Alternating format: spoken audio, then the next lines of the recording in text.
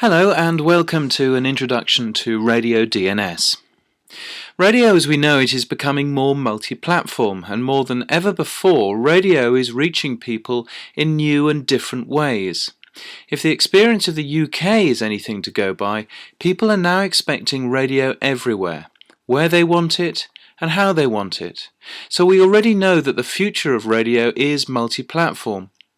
But broadcast radio is scalable, cheap and portable. It's the primary part of our multi-platform broadcast future, and with this comes a problem, because radio faces being left behind as people experience visuals and more information on the same device that picks up radio.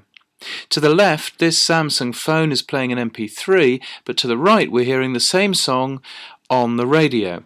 It's all a bit 87.5. So we need more functionality, bookmarking, visuals, way to contact broadcasters and advertisers, and more. Looking at radio receivers these days, many of them now have the internet built in. From mobile phones with FM chips inside them to internet radio sets, FM-equipped laptops and music players, they all have access to radio and the internet in one box. So if we want rich radio, we can use web services over the internet. Use the benefit of broadcast radio for portability and scalability, and the internet for visuals, for data and for feedback. But there's a problem. When your radio tunes into a radio station, it has no idea where to find the online web services, so it can't connect. Broadcast radio works really well. The internet is great for additional information, personalization, and the back channel that could change the way advertising is sold on the radio. But how can we link the two? How can we tell a connected radio where to find a radio station's web services? The obvious answer is to add this information into a radio station's broadcasts in additional metadata, but changing the broadcast chain is expensive and it requires additional standard setting, and it's a lot of hard work.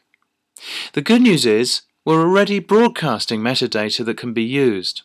In FM, RDS, or DAB, or HD, or more, we're already broadcasting unique identifiers that can be used to help link broadcasting with the internet. So in London, an FM radio might see these identifiers for London's capital FM, or in Switzerland, a DAB Plus radio might see these identifiers for Radio Swiss Pop. And this works fine for DAB, for HD, or for DRM. What RadioDNS does is it creates a CNAME, an alias, that points the radio to the broadcaster. The radio then knows how to find which services the broadcaster supports, using the service records that the broadcaster controls on their own domain. So for the first time, your radio can use IP to enhance broadcast radio. These services might be Radio Viz, visualizing radio, adding personalized slideshow to more platforms than just DAB. Radio EPG is a way of supplying the radio with an electronic program guide and more information about the radio station being listened to. And Radio Tag is a method of providing deferred interaction, a way to respond to advertising or programming elements, or a way of buying music from any music store in any format for any device. It's our intention to work together with others on these specifications to ensure that broadcast radio isn't left behind in a world of IP-delivered audio. And RadioDNS is extensible to allow almost unlimited new ideas.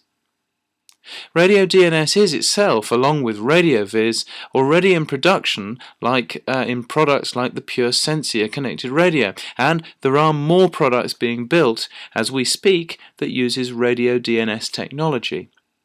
And the documentation is open, so you can work on it right now. Please download it and check it out. You'll find it at radiodns.org.